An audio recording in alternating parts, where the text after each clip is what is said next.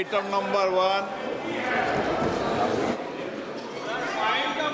माननीय वित्त मंत्री श्रीमती निर्मला सीतारमन जी। Item number 1. Item number 1.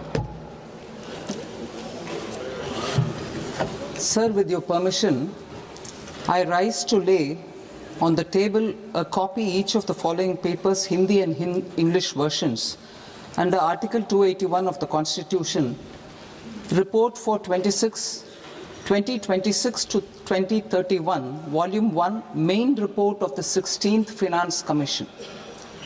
2. Report for 2026-2031, Volume 2, Annexures of the 16th Finance Commission. Number 3, explanatory memorandum as to the action taken on the recommendations contained in the above report. Item number 2, माननीय वित्त मंत्री निर्मला सीतारमन जी।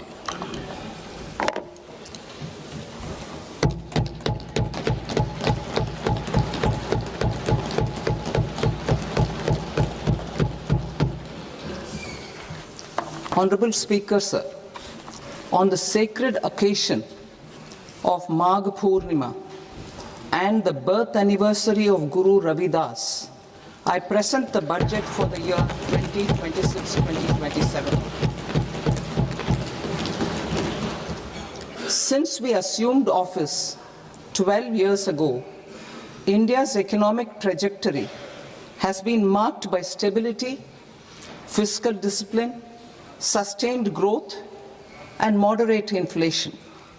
This is the result of conscious choices we have made, even in times heightened uncertainty and disruption.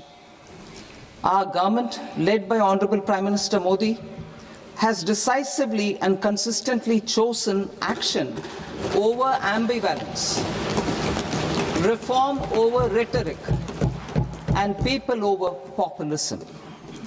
We have pursued far-reaching structural reforms, fiscal prudence and monetary stability, whilst maintaining a strong thrust on public investment. Keeping Atmanirbharta as a lodestar, we have built domestic manufacturing capacity, energy security, and reduced critical import dependencies.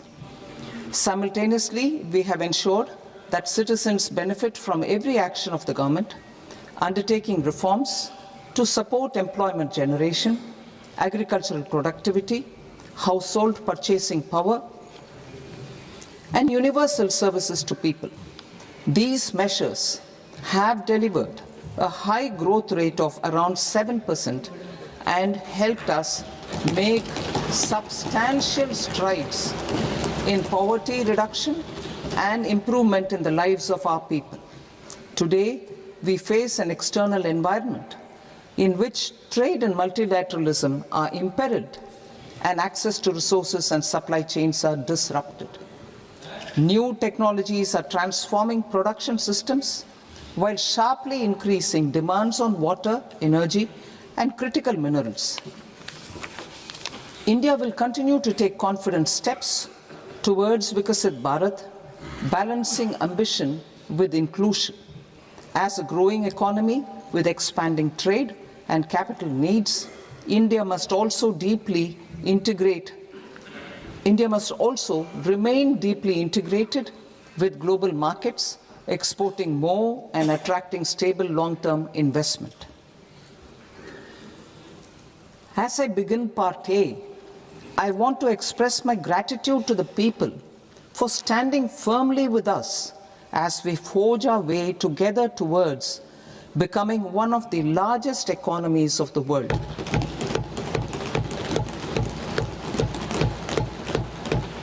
Our aim is to transform aspiration into achievement and potential into performance as we ensure that the dividends of growth reach every farmer, the scheduled caste, the scheduled tribes, the nomads, the youth, the poor, and the women. In Vikasit Bharat Young Leaders Dialogue 2026, several innovative ideas were shared with our Prime Minister, which have inspired many of the proposals, making this a unique Yuva Shakti-driven budget. Our government's sankalp is to focus on our poor, underprivileged, and the disadvantaged. To deliver on this sankalp, and given that this is the first budget prepared in Kartavya Bhavan, we are inspired by three Kartavya. Our first Kartavya is to accelerate and sustain economic growth by enhancing productivity and competitiveness and building resilience to volatile global dynamics. Our second Kartavya is to fulfill aspirations of our people and build their capacity, making them strong partners in India's path to prosperity. Our third Kartavya, aligned with our vision of Sabka Saath, Sabka Vikas, is to ensure that every family, community, region, and sector has access to resources, amenities, and opportunities for meaningful participation. This threefold approach requires a supportive ecosystem. The first requirement is to sustain the momentum of structural reforms, continuous, adaptive, and forward-looking. Second, a robust and resilient financial sector is central to mobilizing savings, allocating capital efficiently, and managing risks. Third, cutting-edge technologies, including AI applications, can serve us as force multipliers for better governance. Reform Express.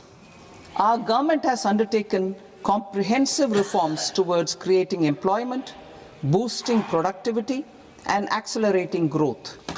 After the Prime Minister's announcement on Independence Day in 2025, over 350 reforms have been rolled out.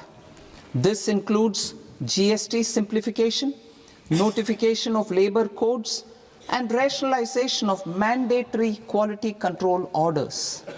High-level committees have been formed, and in parallel, the central government is working with the state governments on deregulation and reducing compliance requirements. The Reform Express is well on its way and will maintain its momentum to help us fulfill our Kartavya. I now move to specific proposals. Under our first Kartavya, to accelerate and sustain economic growth, I propose interventions in 6 areas. 1. Scaling up manufacturing in 7 strategic and frontier sectors. 2. Rejuvenating legacy industrial sectors. 3. Creating champion MSMEs. 4. Delivering a powerful push for infrastructure. 5. Ensuring long-term security and stability. And 6. Developing city economic regions. Scaling up of manufacturing in 7 strategic and frontier sectors. Biopharma Shakti, meaning biopharma strategy for health advancement through knowledge, technology, and innovation. India's disease burden is observed to be shifting towards non-communicable diseases like diabetes, cancer, and autoimmune disorders. Biologic medicines are key to longevity and quality of life at affordable costs. To develop India as a global biopharma manufacturing hub,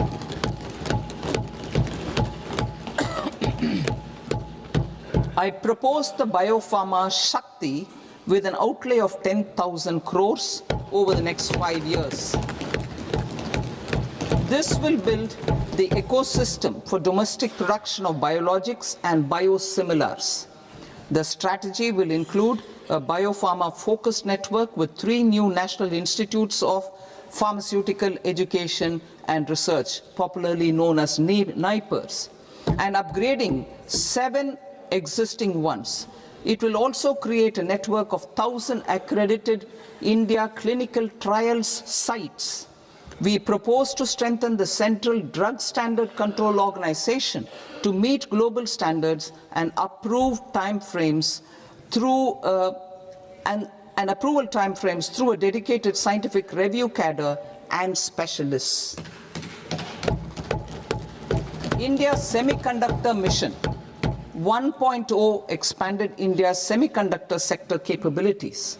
Building on this, we will launch ISM 2.0 to produce equipment and materials, design full-stack Indian IP, and fortify supply chains. We will also focus on industry-led research and training centers to develop technology and skilled workforce.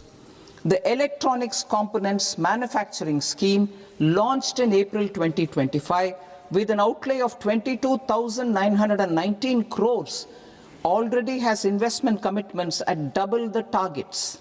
We propose to increase the outlay to 40,000 crores to capitalize on this momentum.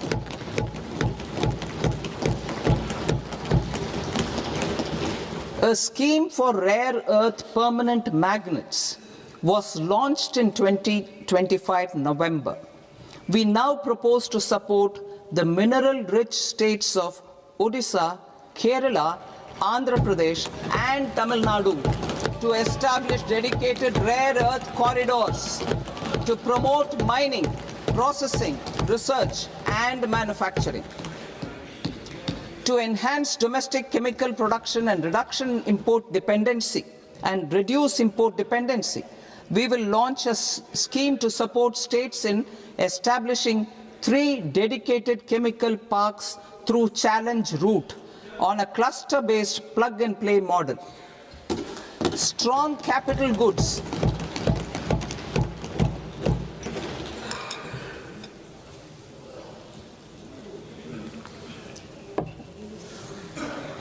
Strong capital goods capability is a determinant of productivity and quality across different sectors. Towards building this capacity, I propose the following. High-tech tool rooms will be established by central public sector enterprises at 2 locations as digitally enabled automated service bureaus that locally design, test, and manufacture high-precision components at scale and at lower cost. 2. A scheme for enhancement of construction and infrastructure equipments will be introduced to strengthen domestic manufacturing of high value and technologically advanced CIE. This can range from lifts in a multi-storied apartment or firefighting equipment in multiplexes, large or small, and to tunnel boring equipments for building metros and high-altitude roads. I also propose a scheme for container manufacturing to create a globally competitive container manufacturing ecosystem with a budgetary allocation of 10,000 crores over a 5-year period. For the labor-intensive textile sector, I propose an integrated program with 5 subparts. 1. The National Fiber Scheme for self-reliance in natural fibers, such as silk, wool, and jute, man-made fibers, and new age fibers. Textile expansion and employment scheme to modernize traditional clusters with capital support for machinery, technology upgradation, and common testing and certification centers. 3. The National Handloom and Handicraft Program to integrate and strengthen existing schemes and ensure targeted support for weavers and artisans. Tex Eco Initiative to promote globally competitive and sustainable textiles and apparels.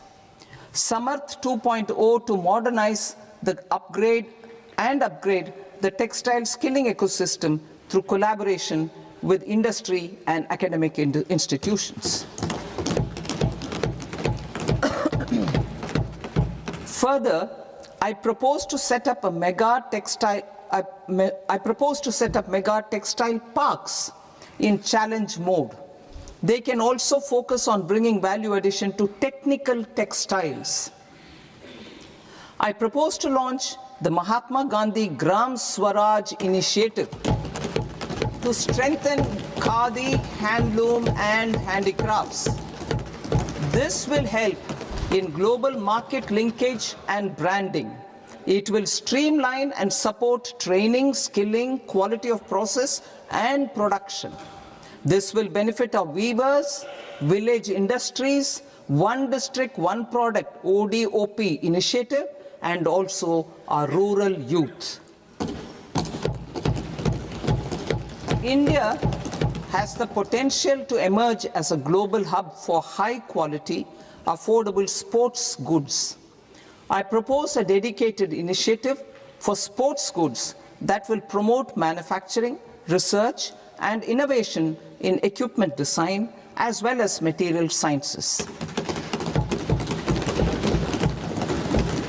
Rejuvenation of legacy industrial clusters. I propose to introduce a scheme to revive 200 legacy industrial clusters to improve their cost competitiveness and efficiency through infrastructure and technology upgradation. Creating champion SMEs and supporting micro enterprises. Recognizing MSMEs as a vital engine of growth, I propose a three-pronged approach to help them grow as champions. Equity support. I propose to introduce a dedicated 10,000 crores SME growth fund to create future champions, incentivizing enterprises based on select criteria. I also propose to top up the Self-Reliant India Fund set up in 2021 with 2,000 crores to continue support to micro enterprises and maintain their access to risk capital. Liquidity support. With TREDS, more than 7 lakh crore has been made available to MSMEs. To leverage its full potential, I propose 4 measures. 1. Mandate TREDS as the transaction settlement platform for all purchases from MSMEs by CPSEs, serving as a benchmark for other corporates. 2. Introduce a credit guarantee support mechanism through CGTMSE for invoice discounting on TREDS platform. 3. Link GEM with TREDS for sharing information with financiers about government purchases from MSMEs, encouraging cheaper and quicker financing. 4.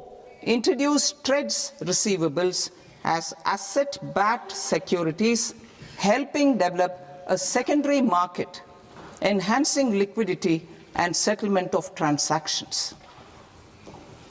Professional support. Government will facilitate professional institutions such as the ICAI, ICSI, ICMAI to design short-term modular courses and practical tools to develop a cadre of corporate mitras, especially in Tier 2 and Tier 3 towns. These accredited para-professionals will help MSMEs meet compliance requirements at affordable costs. Infrastructure. During this past decade, our government has undertaken several initiatives for large-scale enhancement of public infrastructure, including through new financing instruments such as Infrastructure Investment Trust (InvITs) and Real Estate Investment Trust (REITs), and institutions like NIIF and NABFID. We shall continue to focus on developing infrastructure in cities with over 5 lakh population, that is Tier 2, Tier 3 cities, which have expanded to become growth centers. Public capital expenditure has increased manifold from 2 lakh crore in 2014-15 to an allocation of 11.2 lakh crore in BE 25-26. In this coming year, that is financial year 2026-27, I propose to increase it to 12.2 lakh crores to continue the momentum. To strengthen the confidence of private developers regarding risks during infrastructure development and construction phase, I propose to set up an infrastructure risk guarantee fund to provide prudentially calibrated partial credit guarantee to lenders. Over the years, REITs have emerged as a successful instrument for asset monetization. I propose to accelerate recycling of significant real estate assets of the CPSEs through the setting up of dedicated REITs. To promote environmentally sustainable movement of cargo, I propose to 1. Establish new dedicated freight corridors connecting Dankuni in the east to Surat in the west. Operationalize 20 new national waterways over the next 5 years. Starting with National Waterways 5 in Orissa to connect mineral-rich areas of Talcher and Angul and industrial centers like Kalinga Nagar to the ports of Paradeep and Dhamra. Training institutes will be set up as regional centers of excellence for development of required manpower for these waterways. This will benefit youth in the entire stretch of the waterways to train and acquire skills. Further, a ship repair ecosystem catering to inland waterways will also be set up at Varanasi and Patna. And C, launch a coastal cargo promotion scheme for incentivizing a modal shift from rail to road to increase the share of inland waterways and coastal shipping from 6% to 12% by 2047. To enhance last mile and remote connectivity and promote tourism, I propose to give incentives to indigenize manufacturing of seaplanes. A seaplane VGF scheme will be also introduced to provide support for operations. Carbon capture, utilization and storage. Aligning with the roadmap launched in December 2025, the carbon capture, utilization and storage technologies at scale will achieve higher readiness and in end-use application across 5 industrial sectors, including power, steel, cement, refineries, and chemicals. An outlay of 20,000 crore is proposed over the next 5 years for this purpose. City economic regions. Cities are India's engines of growth, innovation, and opportunities. We shall now focus on Tier 2, Tier 3 cities, and even temple towns, which need modern infrastructure and basic amenities. This budget aims to further amplify the potential of cities to deliver the economic power of agglomerations by mapping city economic regions based on their specific growth drivers. An allocation of 5,000 crore per CER over 5 years is proposed for implementing their plans through a challenge mode with a reform-cum-result-based financing mechanism. In order to promote environmentally sustainable passenger systems, we will develop 7 high-speed rail corridors between cities as growth connectors, namely Mumbai to Pune, Pune to Hyderabad, Hyderabad to Bengaluru, Hyderabad to Chennai, Chennai to Bengaluru, Delhi to Varanasi, Varanasi to Siliguri.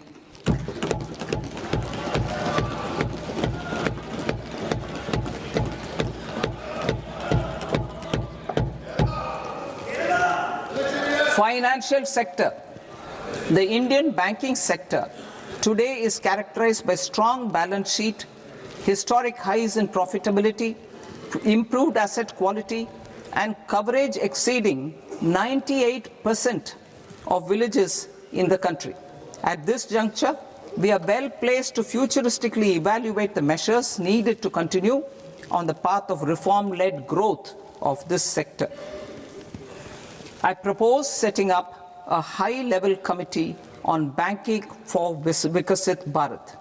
High-level committee on banking for Vikasit Bharat to comprehensively review the sector and align it with India's next phase of growth, while safeguarding financial stability, inclusion, and consumer protection.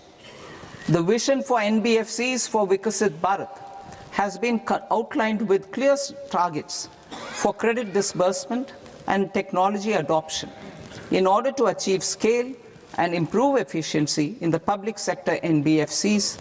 As a first step, it is proposed to restructure the Power Finance Corporation and Rural Electrification Corporation. I propose a comprehensive review of the foreign exchange management non-debt instruments rules to create a more contemporary, user-friendly framework for foreign investments consistent with India's evolving economic priorities. Corporate bond market. I propose to introduce a market-making framework with suitable access to funds and derivatives on corporate bond indices. I also propose to introduce total return swaps on corporate bonds. Municipal bonds. To encourage the issuance of municipal bonds of higher value by larger cities, I propose an incentive of 100 crore rupees for a single bond issuance. 100 crore rupees for a single bond issuance of more than 1,000 crore. The current scheme under Amrit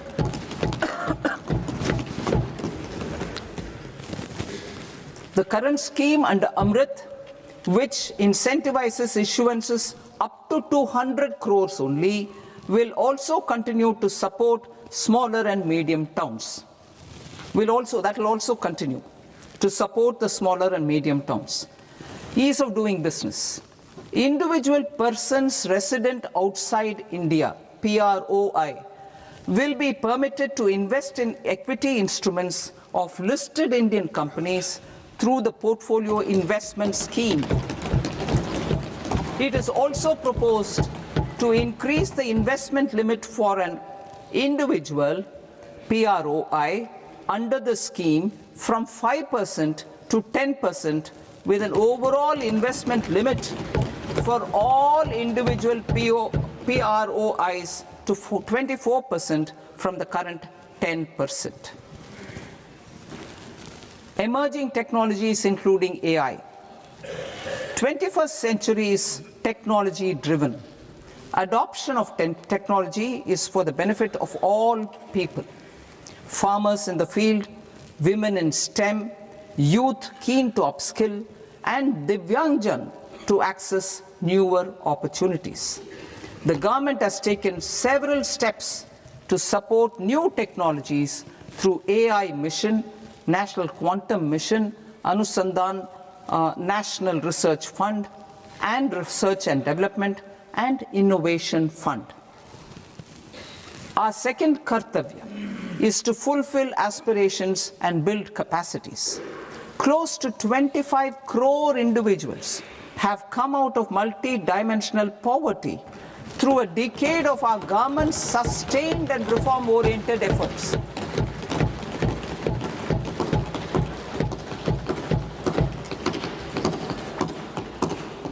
Our government has therefore decided to place a renewed emphasis on the service sector to provide a pathway to fulfilling aspirations of a youthful India with the following measures. I propose to set up a high-powered Education to Employment and Enterprises Standing Committee to recommend measures that focus on services sector as a core driver of Vikasit Bharat. This will make us a global leader in services with a 10% global share by 2047. The committee will prioritize areas to optimize the potential for growth, employment, and exports. They will also assess the impact of emerging technologies, including AI, on jobs and skill requirements and propose measures thereof. To create a range of skilled career pathways, a new range of skilled career pathways for our youth, I propose interventions in the following sectors. Health. Existing institutions for allied health professionals will be upgraded and new AHP institutions established in private and government sectors. This will cover 10 selected disciplines, including optometry, radiology, anesthesia, OT technology, applied psychology and behavioral health, and add 1 lakh AHPs over the next 5 years. A strong care system covering geriatric and allied care services will be built. A variety of NSQF aligned programs will be developed to train multi-skilled caregivers, combining core care and allied skills such as wellness, yoga, and operation of medical assistive devices. In the coming year, 1.5 lakh caregivers will be trained.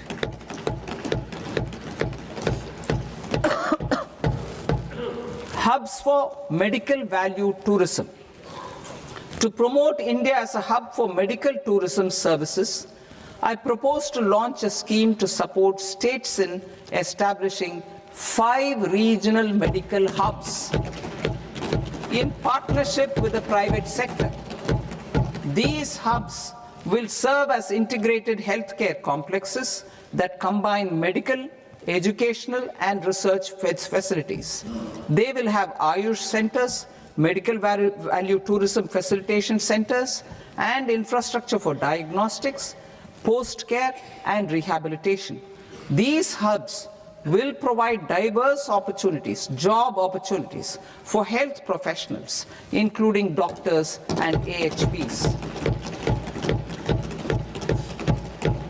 Ancient Indian yoga, already respected in several parts of the world, was given a mass global recognition when Honorable Prime Minister took it to the UN. Post-COVID, Ayurveda gained a similar global acceptance and recognition.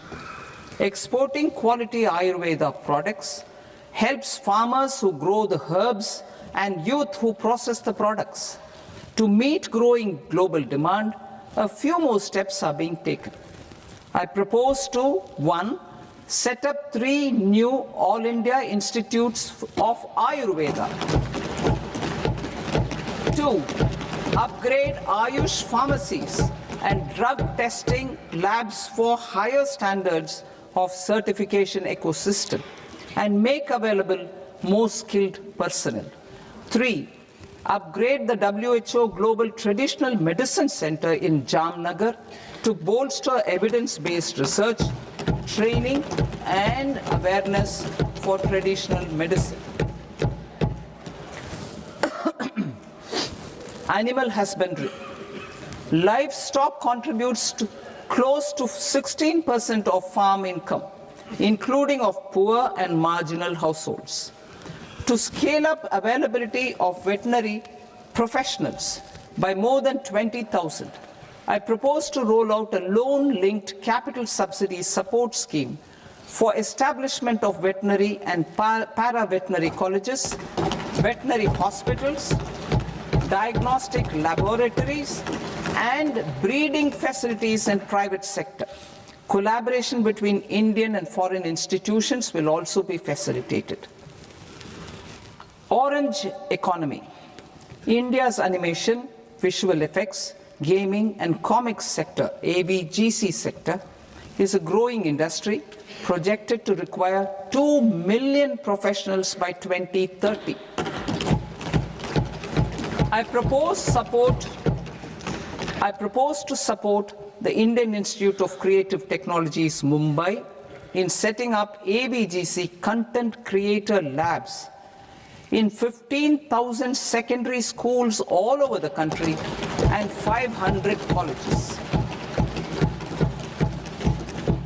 The Indian design industry is expanding rapidly, and yet there is a shortage of Indian designers.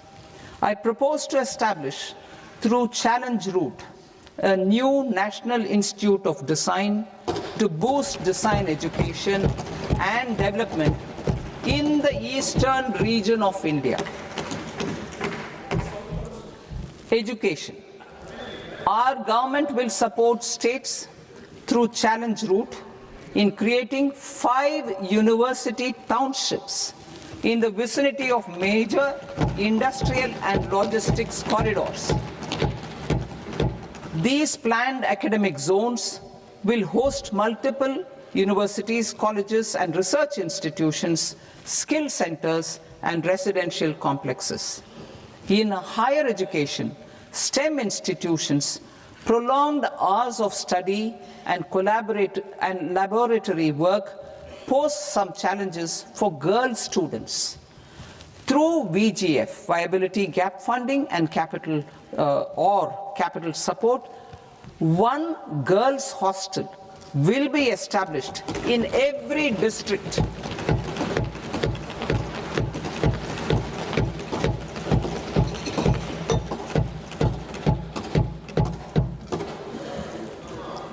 To promote astrophysics and astronomy via immersive experiences, 4 telescope infrastructure facilities will be set up or upgraded.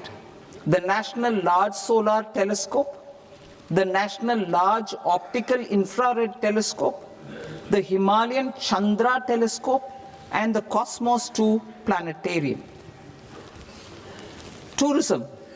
The tourism sector has the potential to play a large role in the employment generation, forex earnings, and expanding the local economy. I propose to set up a National Institute of Hospitality by upgrading the existing National Council for Hotel Management and Catering Technology. It will function as a bridge between academia, industry, and government.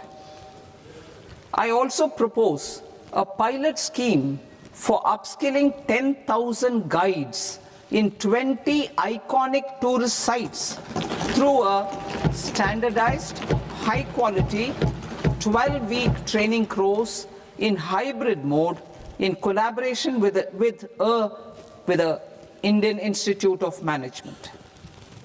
A national destination digital knowledge grid will be established to digitally document all places of significance, cultural, spiritual, and heritage. This initiative will create a new ecosystem of jobs for local researchers, historians, content creators, and technology partners. India has the potential and opportunity to offer world-class trekking and hiking experience. We will develop ecologically sustainable mountain trails in Himachal Pradesh, Uttarakhand, and Jammu Kashmir. Also in Araku Valley in the Eastern Ghats and Podigai Malai in the Western Ghats. Turtle trails along key nesting sites in the coastal areas of Odisha Karnataka and Kerala. And 3, bird watching trails along the Pulikat Lake in Andhra Pradesh, Tamil Nadu. It's on the border.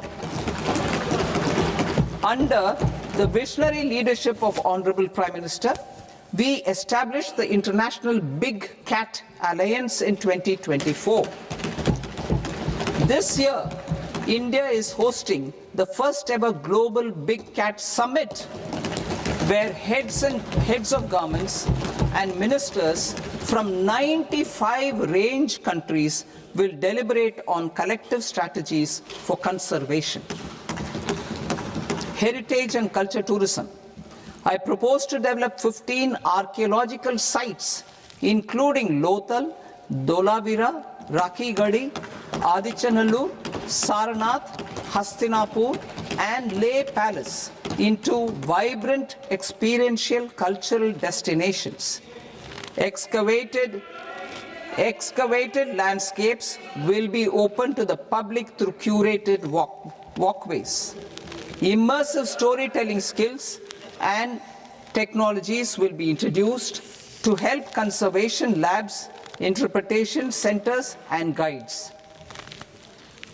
The sports sector provides multiple means of employment, skilling, and job opportunities. Taking forward the systematic nurturing of sports talent, which is set in motion through the Khelo India program earlier, I propose to launch a Khelo India mission to transform the sports sector over the next decade. The mission will facilitate an integrated talent development pathway supported by training centers, which are foundational, intermediate, and elite levels. B, systematic development of coaches and support staff. C, integration of sports science and technology. D, competitions and leagues to promote sports culture and provide platforms. And E, development of sports infrastructure for training and competition. Our third Kartavya aligns with our vision of Sabka Saath, Sabka Vikas towards Vikasit Bharat. This requires targeted efforts for 1, increasing farmer incomes through productivity enhancement and entrepreneurship, with special attention to small and marginal farmers. B, empowering Divyangjan through access to livelihood opportunities, training, and high-quality assistive devices. C, empowering the vulnerable to access mental health and trauma care. D, focus on the Purvodaya states and the Northeast region to accelerate development and employment opportunities. Fisheries. We will undertake initiatives for integrated development of 500 reservoirs and Amrit Sarovars. 2, strengthen the fisheries value chain in coastal areas and enable market linkages involving startups and women-led groups together with fish farmer producer organizations. Animal husbandry. To provide quality employment opportunities in rural and peri-urban areas, we will support the animal husbandry sector in entrepreneurship development through A, credit-linked subsidy program, B, scaling up and modernization of livestock enterprises, C, enhanced creation of livestock, dairy, and poultry enhanced creation of livestock, dairy, and poultry-focused integrated value chains, and D, encourage creation of livestock farmer-producer organizations. High-value agriculture. To diversify farm outputs, increase productivity, enhance farmers' incomes, and create new employment opportunities, we will support high-value crops such as coconut, sandalwood, cocoa, cashew in the coastal areas, agar trees in northeast, and nuts such as almonds, walnuts, and pine nuts in our hilly regions. These, all of them, will be supported. India is the world's largest producer of coconuts. About 30 million people including nearly 10 million farmers, depend on coconuts for their livelihood. To further enhance competitiveness in coconut production, I propose a coconut promotion scheme to increase production and enhance productivity through various interventions, including replacing and non-productive trees with new saplings or plants or varieties in major coconut growing states.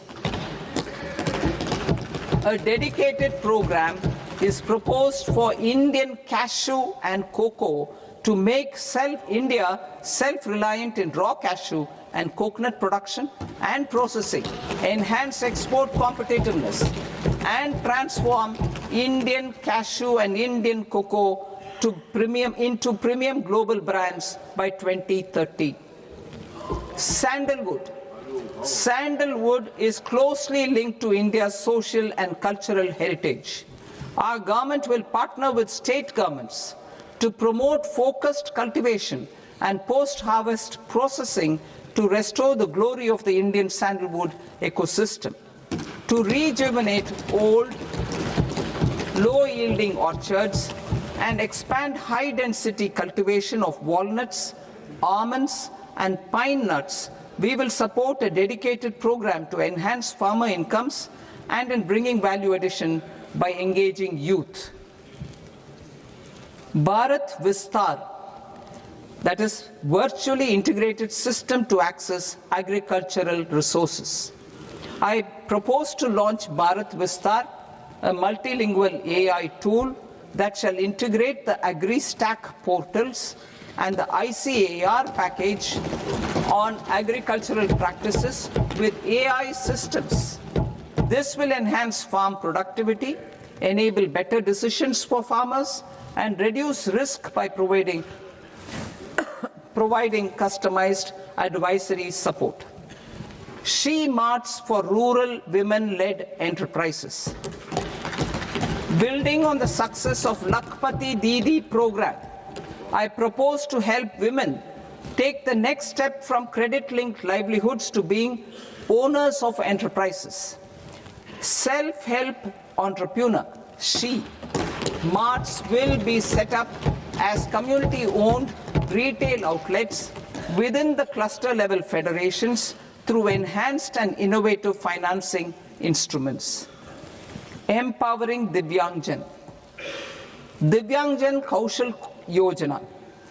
Information technology, AVGC sectors, hospitality and food and beverages sectors often offer task-oriented and process-driven roles which are suitable for Divyangjan. We will ensure dignified livelihood opportunities through industry-relevant and customized training specific to each Divyangjan group. Divyang Sahara Yojana. Timely access to high-quality assistive devices for all eligible Divyangjan is a fundamental need. I propose to 1. Support the Artificial Limbs Manufacturing Corporation of India, ALIMCO, to set up and to scale up production of assistive devices, invest in R&D and AI integration, strengthen PM Divyasha Kendras, and support setting up of assistive technology marts as modern retail style centers where Divyangjan and senior citizens can see, try and purchase assistive products. Reaffirming our commitment to mental health and trauma care. There are no national institutes for mental health care in North India. We will therefore set up a NIMHANS 2 and also upgrade national mental health institutes in Ranchi and in Tezpur as regional apex institutions. Emergencies expose families, particularly the poor and vulnerable, to unexpected expenditure. We will strengthen and increase these capacities by 50% in district hospitals by establishing emergency and trauma care centers. Focus on Purvodaya states and northeastern regions. Purvodaya, I propose the development of an integrated East Coast industrial corridor with a well-connected node at Durgapur, creation of 5 tourism destinations in 5 Purvodaya states, and the provision of 4,000 e-buses. Buddhist sites in northeastern region. The northeastern region is a civilizational confluence of Theravada and Mahayana or Vajrayana traditions. I propose to launch a scheme for development of Buddhist circuits in Arunachal Pradesh, Sikkim, Assam, Manipur, Mizoram, and Tripura. The scheme will cover preservation of temples and monasteries, pilgrimage interpretation centers, connectivity, and pilgrim amenities. 16th Finance Commission. On 17th November 2025, the 16th Finance Commission submitted its report to the President. As mandated under Article 281 of the Constitution, the government is to lay the report along with the explanatory memorandum on the action taken report on the recommendations of the Commission in Parliament, which, Sir, Honourable Speaker, you've allowed me to do at the commencement of this session. The government has accepted the recommendation of the Commission to retain the vertical share of devolution at 41%. As recommended by the Commission, I have provided 1.4 lakh crores of rupees to the states for the year 2026-2027 as Finance Commission grants. These include rural and urban local body and disaster management grants. Fiscal consolidation. Government has been delivering on our fiscal commitments consistently without compromising on social needs. To strive towards accepted standards of fiscal management in Budget 25-26, I had indicated that the central government would target reaching a debt to GDP ratio of 50 plus or minus 1% by 2030-31.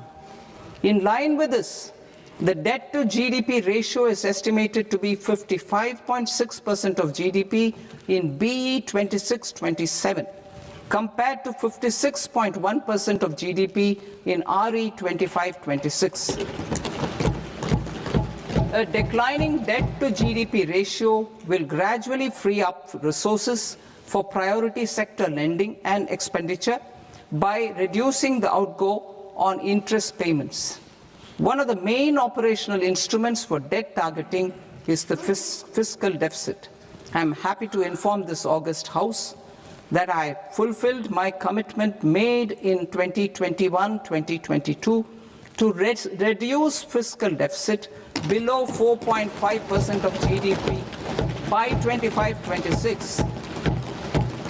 In RE 25-26, the fiscal deficit has been estimated at par with BE of 2025-26 at 4.4% of GDP.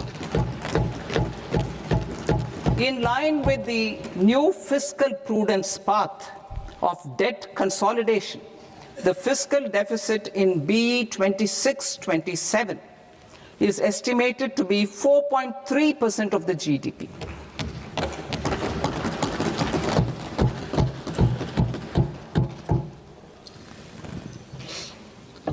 The revised estimates of the non-debt receipts are 34 lakh crore rupees, of which the centre's net tax receipts are 26.7 lakh crore. The revised estimate of the total expenditure is 49.6 lakh crore rupees, of which the capital expenditure is about 11 lakh crores. Budget estimates 2026 to 2027. Coming to 26-27, the non-debt receipts and the total expenditure are estimated as 36.5 lakh crore and 53.5 lakh crore respectively. The centre's net tax receipts are estimated at 28.7 lakh crore rupees. To finance the fiscal deficit, the net market borrowings from dated securities are estimated at 11.7 lakh crore rupees. The balance financing is expected to come from small savings and other sources. The gross market borrowings are estimated at 17.2 lakh crore rupees. I'll now move to Part B. Part B, direct taxes.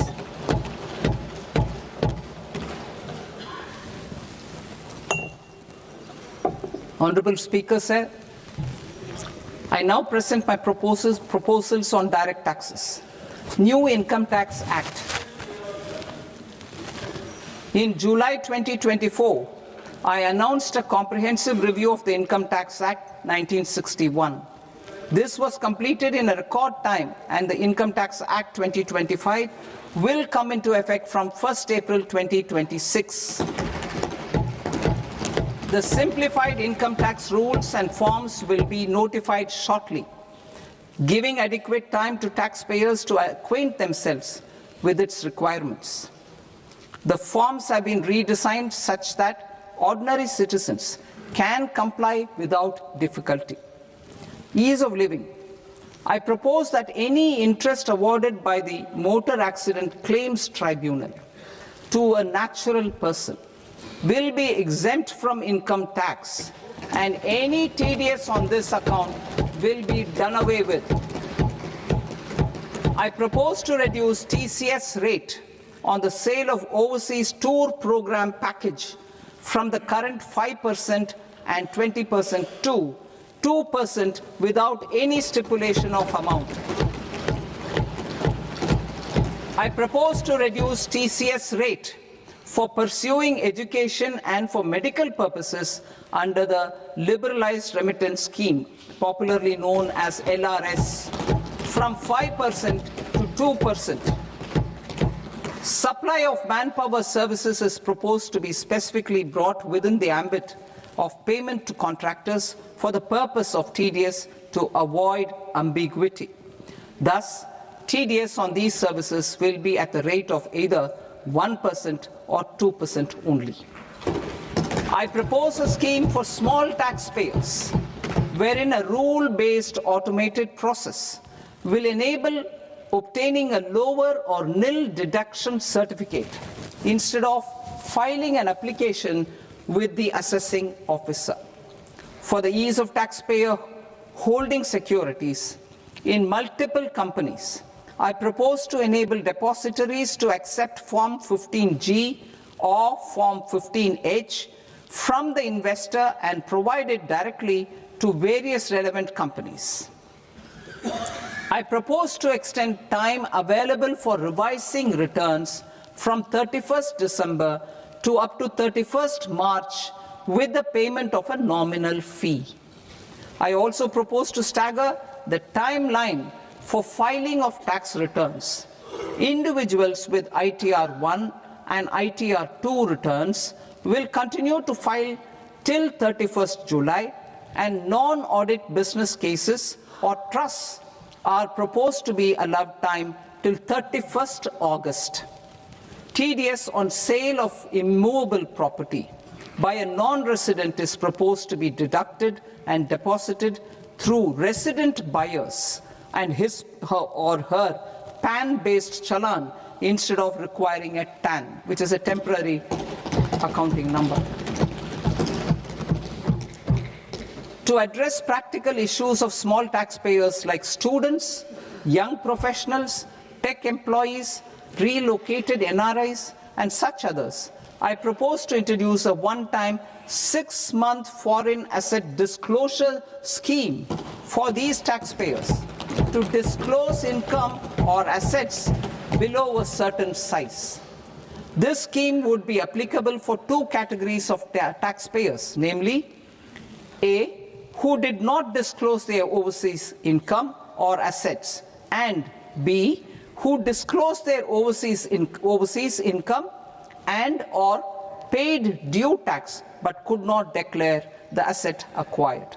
For category A, the limit of undisclosed income or asset is proposed to be up to 1 crore rupees. They need to pay 30% of fair market value of asset or 30% of undisclosed income as tax and 30% as additional income tax in lieu of penalty and would thereby get immunity from prosecution. For category B, asset value is proposed to be up to 5 crore rupees. Here, immunity from both penalty and prosecution will be available with a payment of fee of 1 lakh rupees. Rationalizing penalty and prosecution. Multiplicity of proceedings are hindrance to the ease of doing business. I propose to integrate assessment and penalty proceedings by way of a common order for both. There will be no interest liability on the taxpayer on the penalty amount for the period of appeal before the first appellate authority, irrespective of the outcome of appeal process. Further, quantum of prepayment is being reduced from 20% to 10% and will continue to be calculated only on core tax demand. As an additional measure for reducing litigation, I propose to allow taxpayers to update their returns even after reassessment proceedings have been initiated, and an additional 10% tax rate over and above the rate applicable for the relevant year. The assessing officer will then use only this updated return in his proceedings. There is already a framework for immunity from penalty and prosecution in the cases of underreporting. I propose to apply this framework for immunity to misreporting too. However, in such a case, the taxpayer will need to pay 100% of the tax amount as an additional income tax over and above the tax and interest due. Penalties for certain technical defaults, such as failure to get accounts audited, non-furnishing of transfer pricing audit report, and default in furnishing statement for financial transactions are proposed to be converted into fee.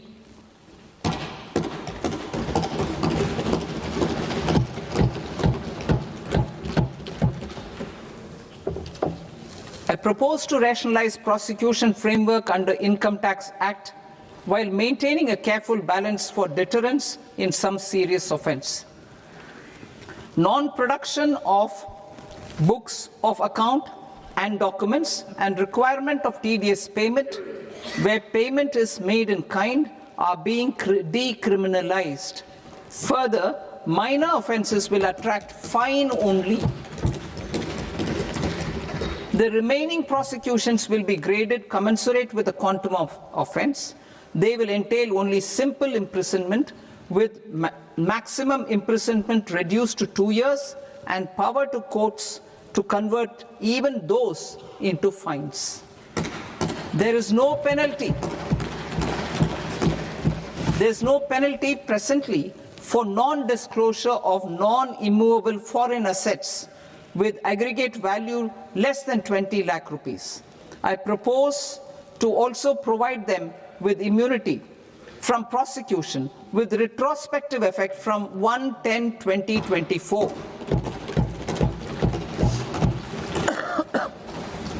Cooperatives. Deduction is already allowed to a primary cooperative society engaged in supplying milk, oilseeds, fruits or vegetables raised or grown by its members.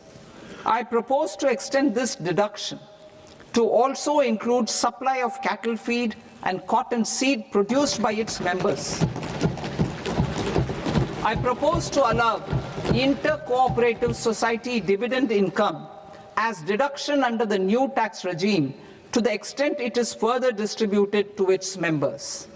I further propose to allow exemption for a period of 3 years to dividend income received by a notified national cooperative federation on their investments made in companies up to 31/1/2026.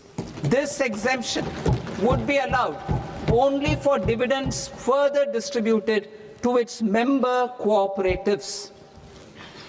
Supporting IT sector as India's growth engine.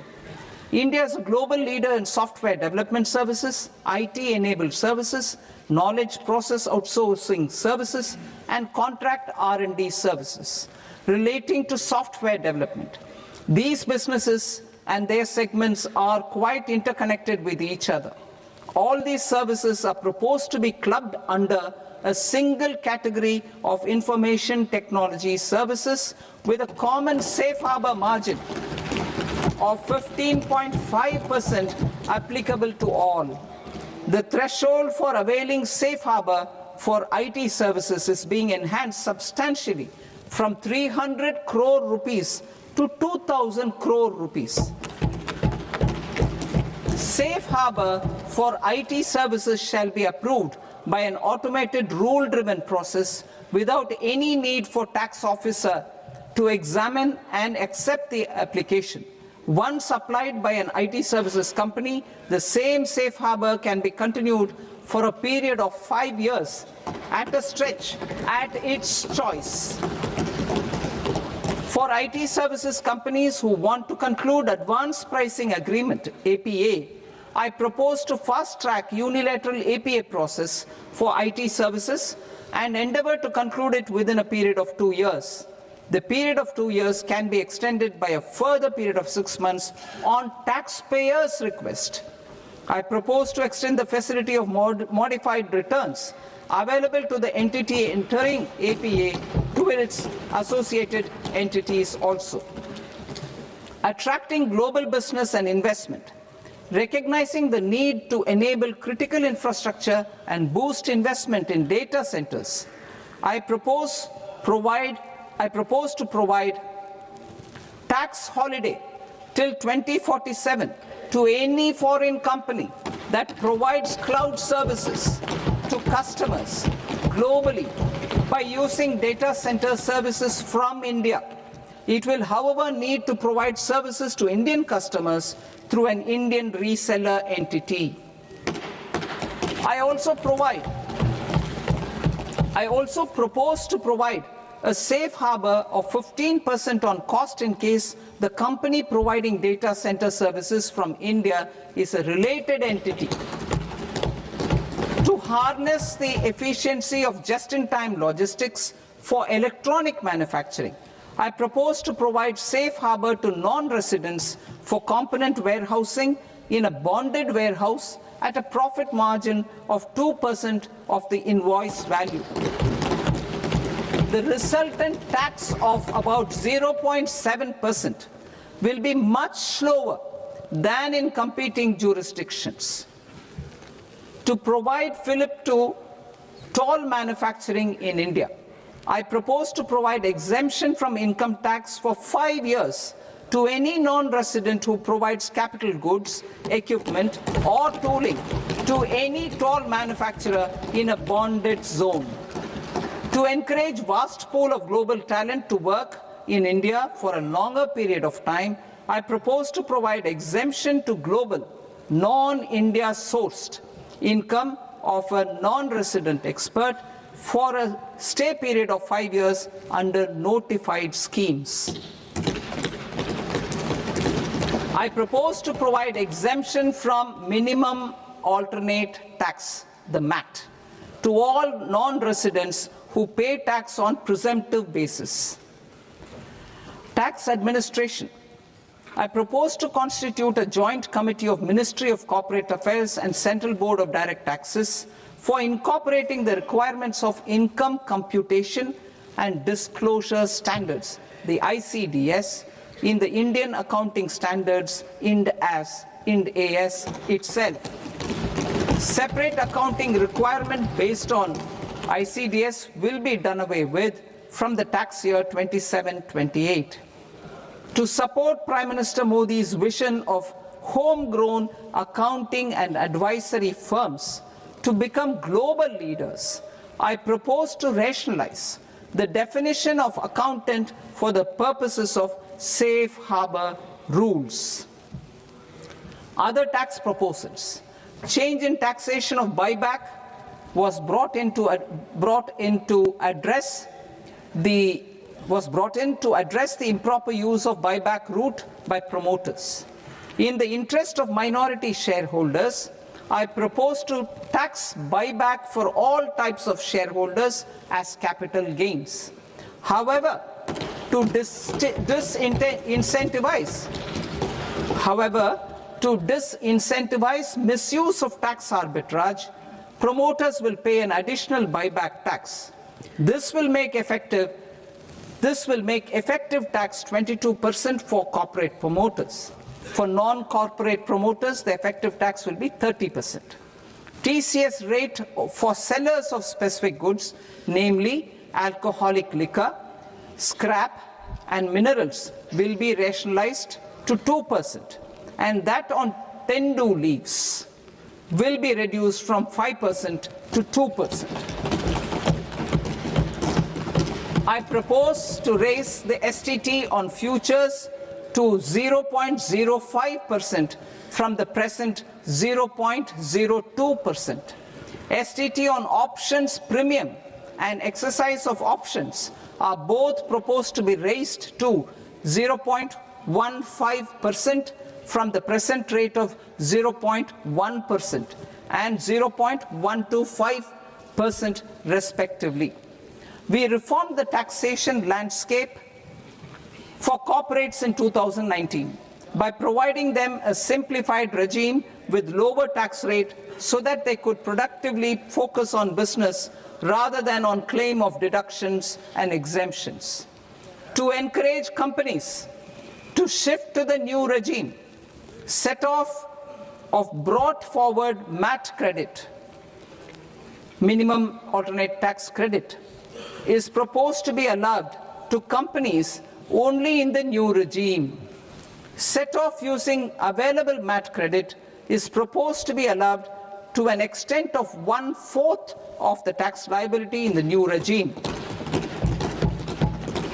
MAT is proposed to be made final tax, so there will be no further credit accumulation from 1st April 2026. In line with this change, the rate of final tax is being reduced to 14% from the current MAT rate of 15%. The brought forward MAT credit of taxpayers accumulated till 30th March 2026 will continue to be available to them for set-off as above. Indirect taxes. I shall now take up proposals related to indirect taxes. My proposals for customs and central excise aim to further simplify the tariff structure, support domestic manufacturing, promote export competitiveness, and correct inversion in duty. To continue weeding out long-continuing customs duty exemptions, I propose to remove certain exemptions on items which are being manufactured in India or where the imports are negligible. Similarly, to further simplify the process of ascertaining the rate of duty applicable on a particular item, I propose to incorporate certain effective rates in various customs notifications to the tariff schedule itself. I shall now take up sector-specific proposals. Promotion of exports of marine, leather, and textile products.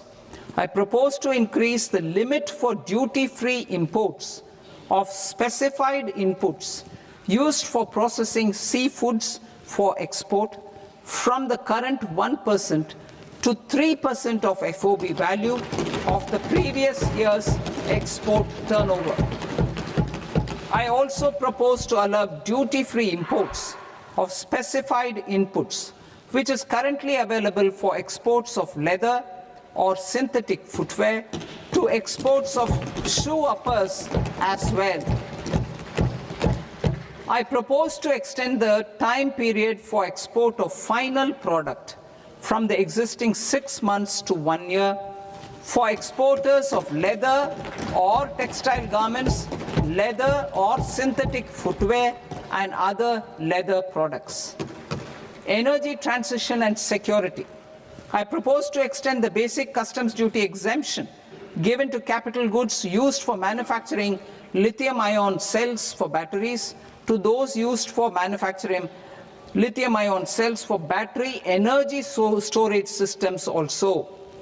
I propose to exempt basic customs duty on import of sodium antimonate for use in manufacture of solar glass. Nuclear power. I propose to extend the existing basic customs duty exemption on imports of goods required for nuclear power projects till the year 2035 and expand it for all nuclear plants irrespective of their capacity. Critical minerals. It is proposed to provide basic customs duty exemption to the import of capital goods required for the processing of critical minerals in India. Biogas blended CNG. I propose to exclude the entire value of biogas while calculating the central excise duty payable on biogas blended CNG. Civil and defense aviation. I propose to exempt basic customs duty on components and parts required for the manufacture of civilian training and other aircrafts. It is proposed to exempt basic customs duty on raw materials imported for the manufacture of parts of aircraft to be used in maintenance, repair, or overall requirements by units in the defense sector. Electronics. To deepen value addition in the consumer electronics sector, I propose to exempt basic customs duty on specified parts used in the manufacture of microwave ovens. Special economic zone. To address the concerns arising about utilization of capacity by manufacturing units in the special economic zones due to global trade disruptions, I propose as a special one-time measure to facilitate sales by eligible manufacturing units in SEZs to the domestic tariff area at concessional rates of duty. The quantity of such sales will be limited to a prescribed proportion of their exports. Necessary regulatory changes will be undertaken to operationalize the measures while ensuring level playing field for the units working in the DTA. Ease of living. To rationalize the customs duty structure for goods imported for personal use, I propose to reduce the tariff rate on all dutiable goods imported for personal use from 20% to 10%. To provide relief to patients, particularly those suffering from cancer, I propose to exempt basic customs duty on 17 drugs or medicines. I propose also to add 7 more rare diseases for the purposes of exempting import duties on personal imports of drugs, medicines, and food for special medical purposes used in their treatment. Customs process. India's role and share in the global trade is poised for a major leap in line with our ambition and journey towards Vikasit Bharat. In this regard, I propose many measures for custom processes to have minimal intervention for smoother and faster movement of goods and greater certainty to the trade. Trust-based systems. I propose to enhance duty deferral period for Tier 2 and Tier 3 authorized economic operators, known as AEOs, from 15 days to 30 days. I propose to provide eligible manufacturer importers the same duty deferral facility. This should encourage them to get themselves accredited as a full-fledged Tier 3 AEO in due course. To To provide greater certainty and for better business planning, I propose to extend validity period of advance ruling binding on customs from the present 3 years to 5 years. In the spirit of the whole of government approach,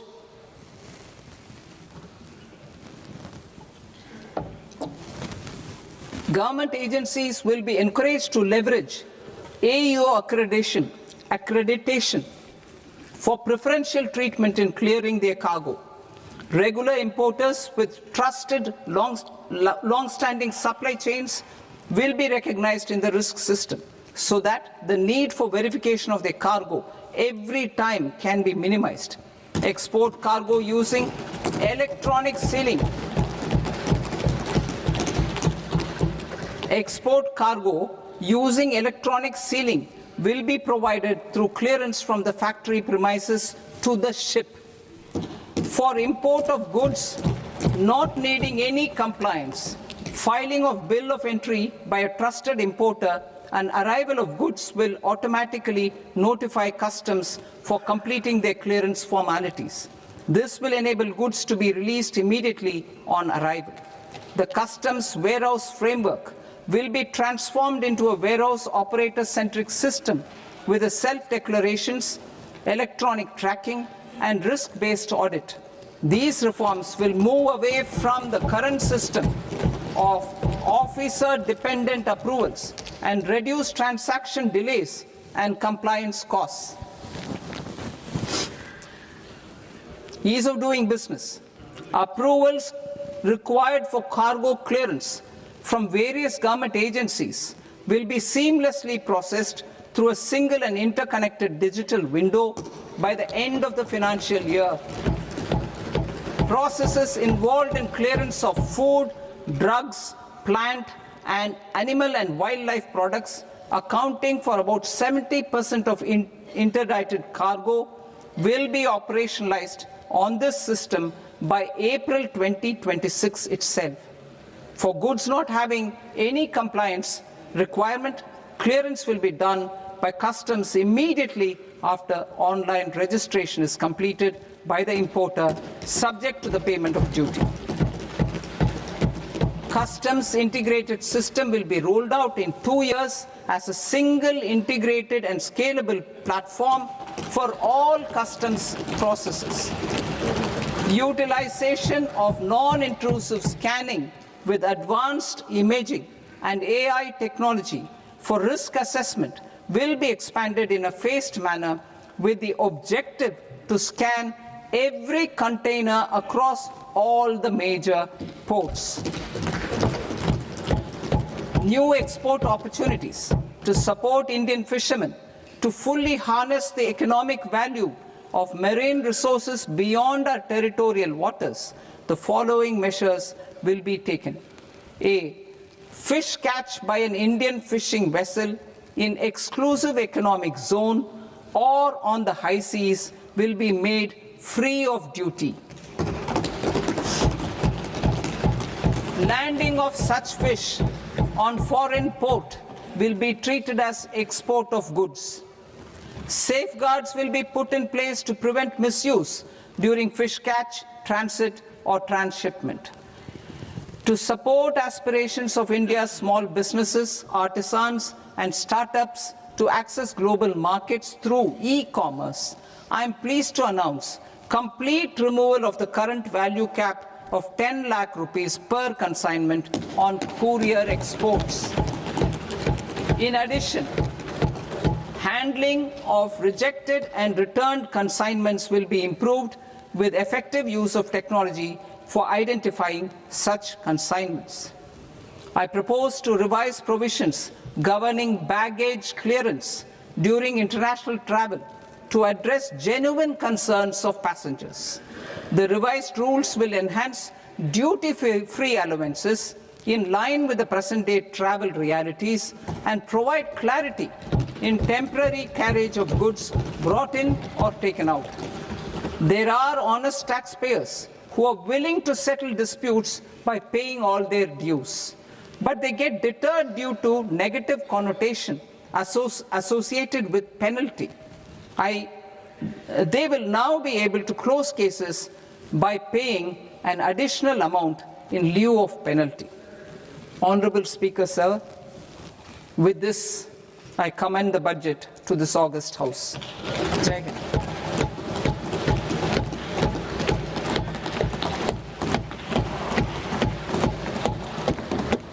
One and a half hours. Item number 3 माननीय वित्त मंत्री जी।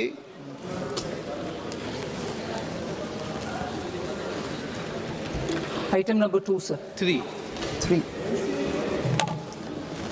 Sir, with your permission, I rise to lay on the table of the following statements under Section 3, 1 of the Fiscal Responsibility and Budget Management Act of 2003. Medium-term fiscal policy, fiscal policy strategy statement, and macroeconomic framework statement.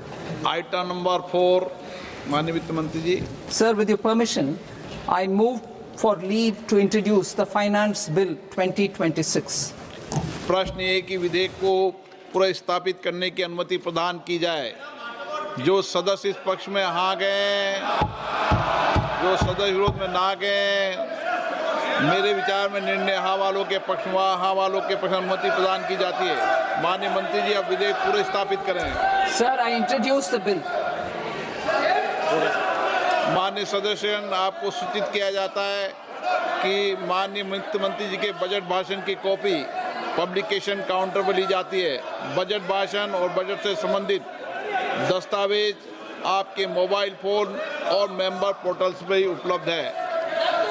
सभा की कार्रवाई कल सोमवार दिनांक 2 फरवरी 2026 को प्राप्त 11 बजे तक के लिए स्थगित की जाती है।